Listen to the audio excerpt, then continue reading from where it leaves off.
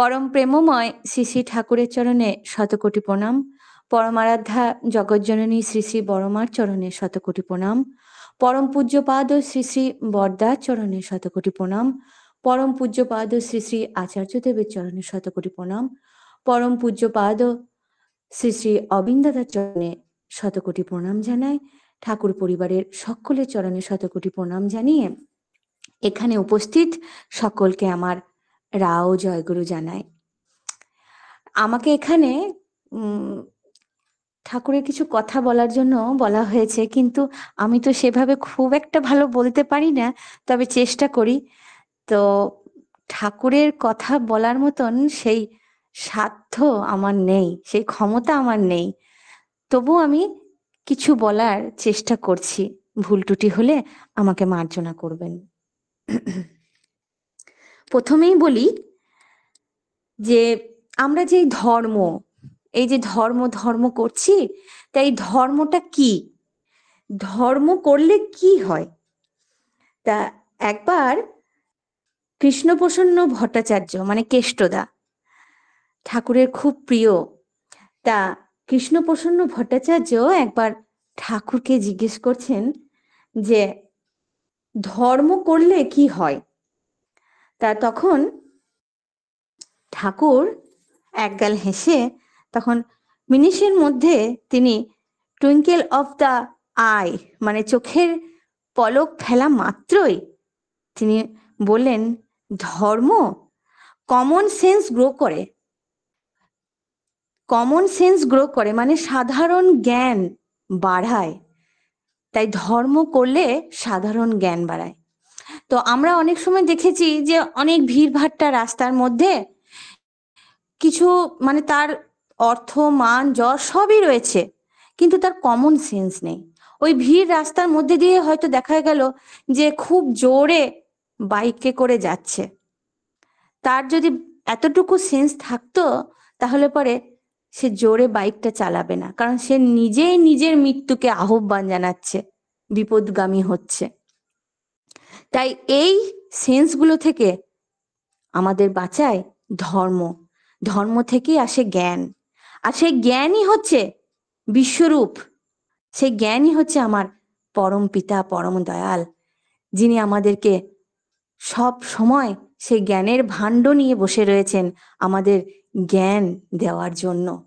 সেই যে বীজ মন্ত্র, যে বীজ মন্ত্রের মধ্যে দিয়ে আমরা সব সময় তাকে জীবিত করে রেখেছি, তিনি আমাদেরকে সেই বীজ মন্ত্র দিয়ে গেছেন, যার সেই বীজ মন্ত্রের দ্বারায় মরা মানুষও বেঁচে যায়, মরা গাছও বেঁচে যায়। তাই সদাচারে বাঁচে বারে লক্ষ্মী বাঁধা তার ঘরে, শ্রী শ্রী ঠাকুর বলেছেন। কারণ আমরা অনেক জ্ঞানী গুণী মানুষদের দেখেছি, তারা সদাচার বলে জানে না। তাই ঠাকুর আমাদের যজন যজন ইষ্টভীতি সস্তয়নী সদাচার নিয়ে এসেছেন। তা সেই সদাচারটা কি? সদাচারটা হচ্ছে এটাই, অনেক ভালো ভালো জ্ঞানী মানুষদের দেখবেন লক্ষ্য করে, হয়তো একটা আঙুলের দ্বারাই সে নাক খুঁটছে কি মুখে হাত দিয়েছে, কিন্তু ঠাকুর আমাদের শিখিয়েছেন যে ওই নাক খুঁটলে হাতে জল দিতে হয়, মুখে হাত দিলে হাতে জল নিতে হয়। দেখা যাবে সেই হাতেই তারা চা খাচ্ছে বা কোনো খাবার জিনিসে হাত দিয়েছে, সেটা কিন্তু সদাচার হলো না। তাই সস্তয়নী সদাচার, তিনি আমাদেরকে সেই সদাচার শিখিয়েছেন। দেখবেন যারা সস্তয়নী নিয়েছে বা সদাচারী, তারা হয়তো খুব একটা জ্ঞানী নাই, এমন এমন মানুষ রয়েছে যে তারা খুব একটা শিক্ষিত নয়, কিন্তু তারা জানে সদাচার জিনিসটা কি। তাদের কাছে একটা ছোট্ট জলের ডিব্বা থাকে, সেই জলে তারা হাত ধুয়ে নিয়ে তারপরে সেই জিনিসটা গ্রহণ করে। তাই অন্যে বাঁচাই নিজে থাকে ধর্ম বলে জানিস তাকে। তাই নিজেকে বাঁচিয়ে অন্যকেও সে বাঁচায়। যেমন এই ডিপি ওয়ার্ক আমরা করে থাকি, ডিপি ওয়ার্কের মধ্যে দিয়ে শুধু আমাদেরকে নিজেকে ভালো হলে তো হবে না, অপরকেও ভালো থাকতে হবে।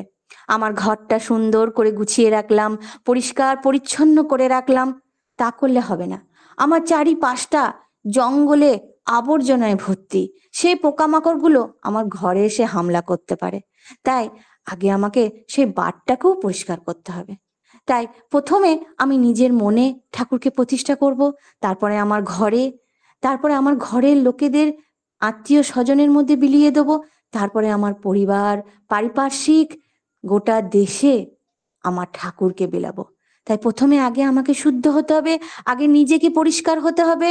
তবে আমি মুখে বড় বড় কথা বলছি, কিন্তু কাজে কিছু নেই, সেখানে ধর্ম হয় না। সেখানে ধর্মকে আমি শুধু প্রচার করছি, কিন্তু কাজে কিছু করে উঠতে পারছি না। তাই এক মা একদিন শ্রী ঠাকুরের কাছে গেছেন। ঠাকুর তখন পার্লারে বসে রয়েছেন, হাতে গড়গড়া নিয়ে। তো মাটি তখন খুব কাঁদছে ঠাকুরের কাছে গিয়ে, পায়ে মানে লুটিয়ে পড়ার মতন। তা তখন ঠাকুর বলছে, কিরে মা, কাঁদিস কেন, কাঁদিস কেন?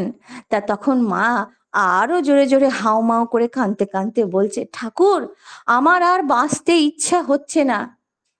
আমার সংসারের অভাব, অনটন, দুঃখ, কষ্ট, জ্বালা যন্ত্রণা লেগেই আছে, আমি যে আর পারছি না ঠাকুর। ঠাকুর এই শুনে ঠাকুরের মুখ লাল হয়ে গেল।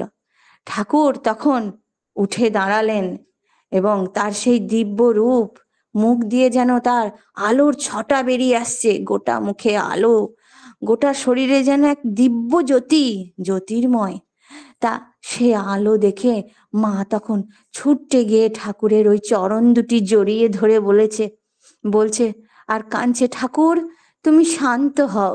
তো ঠাকুর তখন বলছে, তোর কি লাগবে বল, আমি তোকে সব দেবো। তুই কি চাস, সুখ শান্তি সব আমি তোকে দেবো, বল তুই কি নিবি, কি চাস আমার কাছে, সর্বসুখ আমি তোর আঁচলে ভরে দেবো। তা তখন মাটি কাঁদতে কাঁদতে বলছে, ঠাকুর আমার কিচ্ছু লাগবে না ঠাকুর, আমি শুধু তোমাকে চাই। ঠাকুর তখন হেসে বলছে, এ কি বলিস, একটু আগেই তো বললি যে আমার সব জ্বালা যন্ত্রণা দুঃখ কষ্টে আমার সংসার ভরা, তাহলে এখন আবার? সেই শুনে ঠাকুর বেলুন যেমন চুপসে যায়, সেই ভালোবাসার কথাটি যখন ঠাকুরের কর্ণে প্রবেশ করলো, তখন ঠাকুর চুপসে গেল। ভালোবাসায়, ভালোবাসার আদরে সে চুপসে গেল। কি, তুই আমাকে চাস, কিন্তু আমাকে পেলে যে তুই আরো কষ্ট পাবি, তখন সইতে পারবি তো? ঠাকুরকে ধরলে, ঠাকুর বলছেন, তাকে পরীক্ষা করছেন যে আমাকে ধরলে কিন্তু তুই আরো কষ্ট পাবি, তুই আমাকে নিবি? তা তখন সেই মাটি বলছে, হ্যাঁ ঠাকুর, আমি তোমাকেই নেব, কারণ আমি জানি তোমাকে পাওয়া মানে সব পাওয়া, তাই আমার তোমাকেই চাই। তো ঠাকুর তখন বলছে একগাল হেসে, যা, আজ থেকে আমি তোর হলাম, আজ থেকে আমি তোমার হলাম। তাই আমার শ্রী ঠাকুর হচ্ছেন দয়াল, তাকে একটু ভালোবাসলে পরে সে সবটা ঢেলে দেয়। তোর হলাম তো তোরই হলাম, সে সবটাই তাকে দিয়ে দিল। তাই তুমি আমার, আমি তোমার, মাঝখানে আর কেউ নেই। কারণ মাঝখানে যাকেই রাখবো সেটাই হচ্ছে প্রবৃত্তি, সেই প্রবৃত্তির টান আমাকে ঠাকুরের কাছে আনতে দেবে না। যখন আমরা ধ্যানে বসি, তা ধ্যানে বসে তখন কি হয়, এক ঠিক মতন আমরা ধ্যান করতে পারি না। কেন? কারণ আমাদের প্রবৃত্তি আমাদের টানছে, একদিকে ঠাকুর টানছে, একদিকে প্রবৃত্তি টানছে। কখনো দেখি ঠাকুরের মুখটা, কখনো প্রবৃত্তির দিকে ছুটে যাচ্ছি। তাই সেই প্রবৃত্তিকে বশ করতে হবে। কিসের দ্বারায়? নামের দ্বারায়। যত নাম করব তত তিনি জাগ্রত হবেন আর প্রবৃত্তি আমার বশে চলে আসবে। তাই ঠাকুর বলছেন, তোরা হচ্ছিস light, light, torch light. Torch লাইটে কি আছে দেখেছিস? একটা ছোট্ট বাল্ব, সে বাল্বটায় আলো জ্বলে। অন্ধকার রাস্তায় যখন সেই টর্চটা জ্বালবি, তো তখন দেখবি গোটা রাস্তাটা আলো হয়ে গেছে। তাই তোর ভেতরে সেই বীজ মন্ত্রটা যত করবি, তোর বাইরে সেটা আলো হয়ে প্রকাশিত হবে। তোকে দেখে সবাই উদ্বুদ্ধ হবে, সেই আলো ছড়িয়ে দিতে হবে গোটা সমাজে, গোটা রাস্তায়, ঘরে ঘরে নাম বিলাতে হবে। তাই আমরা এখন সেই নাম বিলানোর কাজ পেয়েছি, সেটা হচ্ছে আমাদের ডিপি ওয়ার্ক। আমরা যেটা ডিপি ওয়ার্ক করে থাকি, ঘরে ঘরে নাম বিলানো।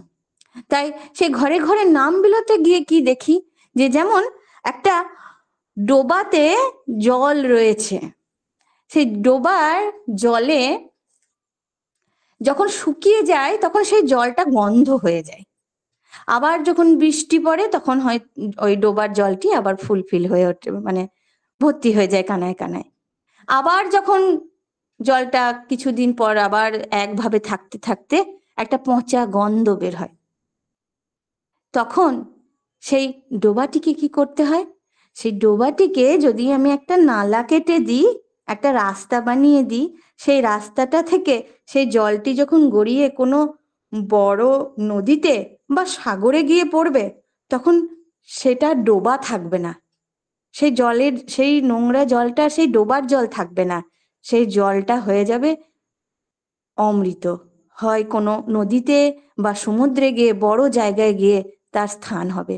ঠিক সেই রকম আমরা যখন যাই, তো সেই ডোবার জল, সেই পচা গন্ধ, সেই মানুষগুলোকে যখন বোঝানো হয় যে আপনারা কেন ইষ্টভীতি করছেন না, সেই মানুষগুলোকে ঠিক করে যখন সেই নালাটা কেটে দেওয়া হয়, মানে যজন যাজন করে তাদেরকে যখন বলা হয় ঠাকুরের কথা, তো তখন তারা কি হয়, যে সেই পচা জলটা যেমন সমুদ্রের দিকে বইয়ে দেয়া হচ্ছে, ঠিক আমাদেরকেও সেই মানুষগুলোকে ঠাকুরের দিকে নিয়ে যাওয়া হচ্ছে। কারণ তোমরা ঠাকুরমুখী হয়ে ওঠো। ঠাকুরমুখী গুরুমুখী কি? ঠাকুরমুখী গুরুমুখী হচ্ছে এটাই, যে আমি ঠাকুরের কথা মতন যখন আমি চলবো, আমার গুরুর আদেশ নির্দেশ মতন যখন আমি চলবো, তাকেই বলে ঠাকুরমুখী গুরুমুখী হওয়া। দেখবেন যারা জ্ঞান, যাদের জ্ঞান রয়েছে, তারা দেখবেন বেশিরভাগই অনেক সময় তর্ক করে থাকে। যারা তর্কের মধ্যে থাকে তারা কিন্তু সবসময় সব জিনিসটা নষ্ট করে দেয়, পণ্ড করে দেয়। একটা না একটা এমন তর্কের মধ্যে তারা জড়িয়ে যায় যে সমস্তটাই তারা নষ্ট করে দেয়। ওরা থাকবে ডোবাতে, ওরা কি করে সেই সমুদ্রের দিকে যাবে যারা তর্কের মধ্যে দিয়ে যাবে? তাই সমুদ্রের দিকে যেতে গেলে পরে আগে নিজেকে, নিজের হৃদয়ে সমুদ্রে স্থান দিতে হবে। তাহলে সেই সমুদ্রটা হচ্ছে আমার পরম পিতা। তাই আমি যখন ওই জল, পচা জল থেকে যখন সমুদ্রের দিকে যাব, তার মানে আমার আর চিন্তা নেই, কারণ তিনি আমার সঙ্গে রয়েছেন। আমি মোহনা পেয়ে গেছি, আমি সমুদ্রে পাড়ি দিয়েছি, সেটা হচ্ছে অমৃত সাগর। তাই আমাদের এই যে সংসার, ঠাকুর বলেছেন সব কিছু করবি কিন্তু মনটা রাখবি আমার দিকে, ইষ্টের দিকে। তাই সেই সংসারটা কি? সেই সং, আমরা সবাই সং সেজে বসে আছি, আর সারটা হচ্ছে আমার প্রভু, আমার ঠাকুর, আমার প্রেমময়, দয়াময়, করুণাময়, আমার দয়াল ঠাকুর। তাই সংসার, আমরা অনেক সময় কীর্তন করি, এই যে আমাদের দুবেলা প্রার্থনা হয়, আমরা দুবেলা প্রার্থনাতে জয় রাধে করি, এই যে আমরা হাততালি দিই, আমাদের এই সংসারটা হচ্ছে একটা জঙ্গল। সেই জঙ্গলে যেমন বাঘ, ভাল্লুক, হাতি, আরো বিভিন্ন হিংস্র পশু থাকে জঙ্গলে, ঠিক আমাদের সংসারেও ঠিক এই রকম থাকে। সেই সব হিংস্র পশুগুলোর মুখে যদি আমি পড়ে যাই, তাহলে আমাকে খেয়ে নেবে। তাই আমি যাতে সেসব পশুগুলোর হাতে না পড়ি, তার জন্য ঠাকুর আমাদের দিয়েছেন নাম। ওই যে আমি হাততালি করে জয় রাধে করছি, কীর্তন করছি, ওই নাম করছি, ওই নামের মধ্যে দিয়ে, ওই হাততালির মধ্যে দিয়ে ওই পশুগুলোকে বশ করা যায়। তখন এমন এমন ভাবে তারা বশ হয়ে যাবে, তখন আমি যা বলবো তাই শুনবে। ঠিক আমার শরীরটাও তেমন, আমার শরীরের ভেতরে কাম, ক্রোধ, লোভ অনেক কিছু রয়েছে, অনেক রিপু রয়েছে। যখন আমি তার ধ্যানে মগ্ন হব, তখন সব রিপু আমার কাছ থেকে সরে যাবে এবং তারা বশ হয়ে যাবে। দেখা যাবে আমি যা বলছি তারা শুনছে। তাই আমাকে প্রবৃত্তির বশে চললে হবে না, আমাকে মনের কথা শুনলে হবে না, আমাকে বিবেকের কথা শুনতে হবে। তাই একবার শ্রী শ্রী দাদা আচার্যদেব, আপনারা সবাই হয়তো জানবেন, ঠাকুর বাড়িতে তা একটা চায়ের দোকান আছে, ক্যান্টিন। তা ওইখানে শ্রী শ্রী দাদা আচার্যদেব চা খাচ্ছেন। একটি ছেলে এসে তখন বলছে যে প্রভু, আমি সিনেমা দেখতে যাব। তা সিনেমা দেখতে যাব, তা ভাবছি যে বাড়িতে কাউকে কিছু বলে যাব না, কারণ বাড়িতে বললে পরে আমাকে যেতে দেবে না। তাহলে সেটা কি ঠিক হবে? আমার মন বলছে যে আমি বাড়িতে বলে যাব না।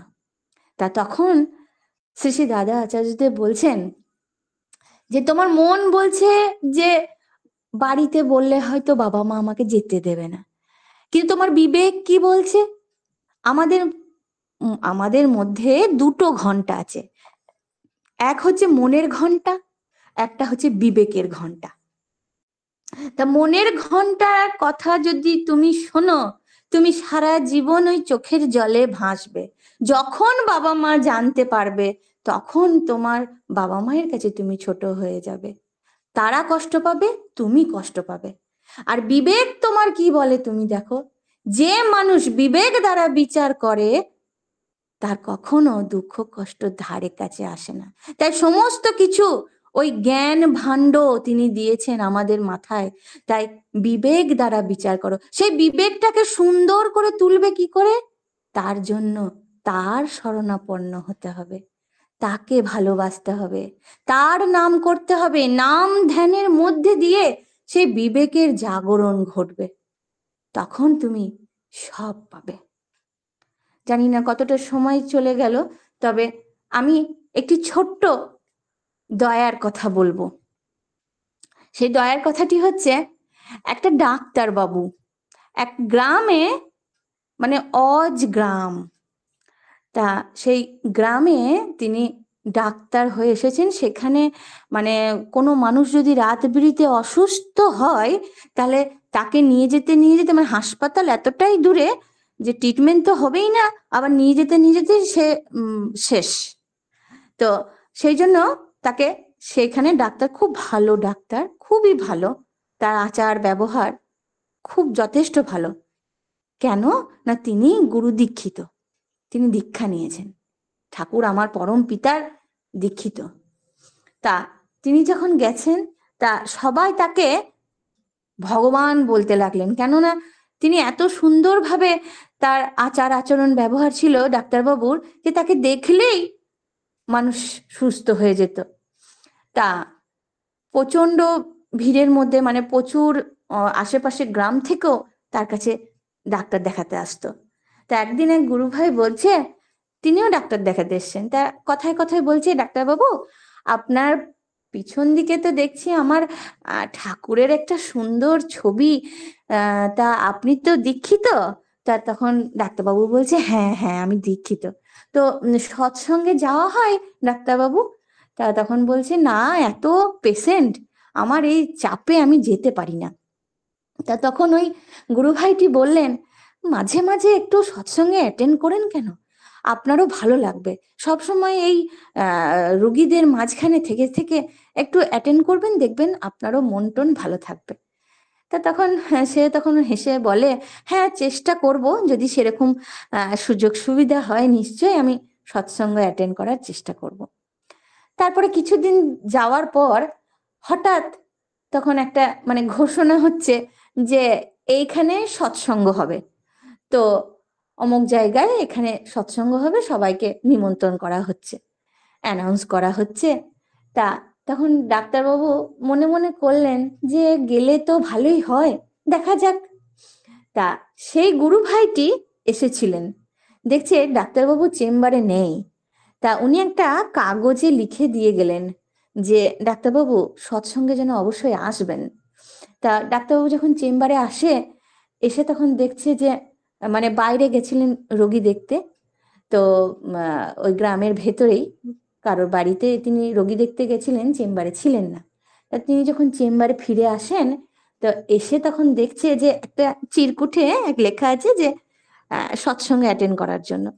তো তখন তার মনে হলো যে গেলে কেমন হয়, তাহলে আজকে কি কালকে, আজকে রাতেই সৎসঙ্গ, তো আজকে রাতেই আমরা সেখানে যাব আমার স্ত্রীকে নিয়ে। তার সপরিবার নিয়ে তিনি তার স্ত্রীকে নিয়ে সৎসঙ্গে গেছেন।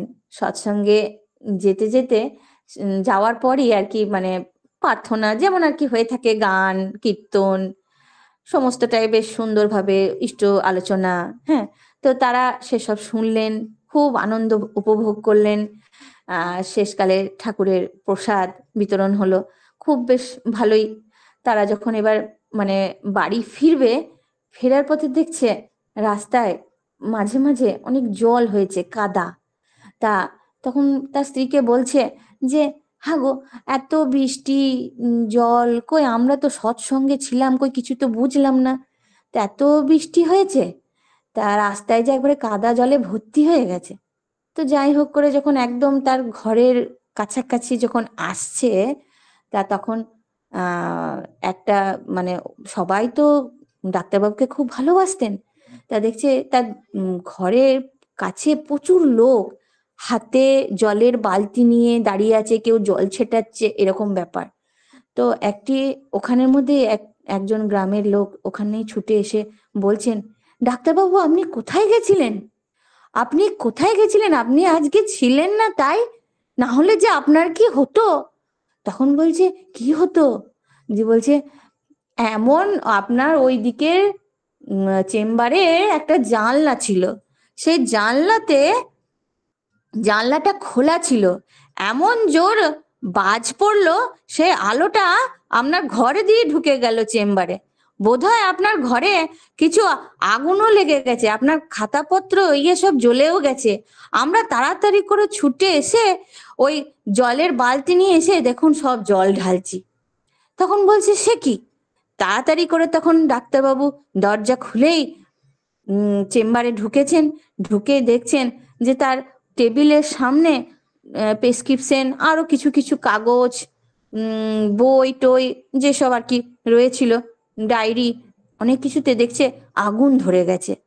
তা তখন দেখছে যে চেয়ারের পাশে যে টেবিলটিতে যেখানে আমি বসতাম, সেইখানটা করেই সমস্ত কিছু আগুনে পুড়ে গেছে।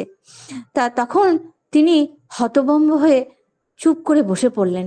তা তখন তার স্ত্রী বলছে কি হলো তোমার, তুমি চুপ করে বসে গেলে কেন? তা তখন সে কোনো দিকে আর না তাকিয়ে তার পিছনে থাকা পরমপিতার ছবিটি নিয়ে বুকে জড়িয়ে ধরে হাউ হাউ করে কাঁদছে আর বলছে, আজ যদি আমি সৎসঙ্গে না যেতাম তাহলে আজ আমার মৃত্যু ছিল।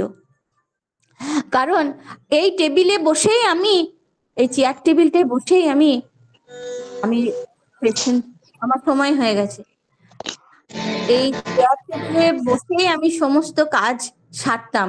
তা আজকে ওই যে বাজ পড়েছে, তাহলে বোধহয় আজ আমার মৃত্যু যোগ ছিল। তো হে পরম পিতা, হে দয়াল, তুমি আজকে কি কি ভাগ্যিস, সত্যি তোমাকে ধরেছি তাই আমরা আবার জীবন পেলাম। তাই তুমি আমাকে ওই যে সৎসঙ্গে নিয়ে গেছিলে, আমি বুঝতে পেরেছি ওটা তুমি আমাকে টেনে নিয়ে গেছিলে, তাই আমি গেছি। ওই সৎসঙ্গে গেছিলাম বলেই আজ আমি আবার পুনর্জন্ম পেলাম। তাই পরমপিতা হচ্ছে সবাইকে রক্ষা করেন, পরমপিতা ছাড়া আমাদের কোনো গতি নাই। তাই চলতে গেলে পরে তাকে ছাড়া এক পাও আমরা চলতে পারবো না। পদে পদে বিপদ আমাদের রক্ষা করছে। শ্রীকৃষ্ণ যেমন অর্জুনকে রক্ষা করেছেন, তিনি আমাদের সবাইকে রক্ষা করেছেন, কারণ তিনি হচ্ছেন আমাদের পিতা, পরম পিতা। এই বলে আজকে আমি এখানেই সমাপ্ত করলাম। জয়গুরু, সবাইকে জয়গুরু। আমার কি সময় হয়ে গেছে? তোমার না গো, আর 3 মিনিট বলা যাবে, 3 মিনিটের মতো বলো। 3 মিনিট, আচ্ছা। ঠাকুর আমাদেরকে এই যে ডিপি ওয়ার্ক দিয়েছে, তা ডিপি ওয়ার্ক শুধু মানে ডিপি ওয়ার্ক করলেই হবে না, তিনি এটাও বলেছেন যে কোনো মানুষের হয়তো সংসারে কোনো যাবতীয় কষ্ট, তাকে তোমার হেল্প করা, হয়তো তোমার আইনগত জটিলতায় আটকে গেছে, সেই মানুষটাকে উকিলের মারফতে তাকে হেল্প করা। আবার হয়তো কোনো ডাক্তার ঠিক মতন ট্রিটমেন্ট হচ্ছে না, তাকে ঠিকঠাক ডাক্তারের দিকে, মানে কোন ডাক্তার দেখালে ভালো হবে সেটা করা। শুধু ডিপিআর কি নয়, আমাদের এগুলোও করতে হবে। কারণ আমাদের একটাই লক্ষ্য হচ্ছে মানুষকে ভালোবাসা।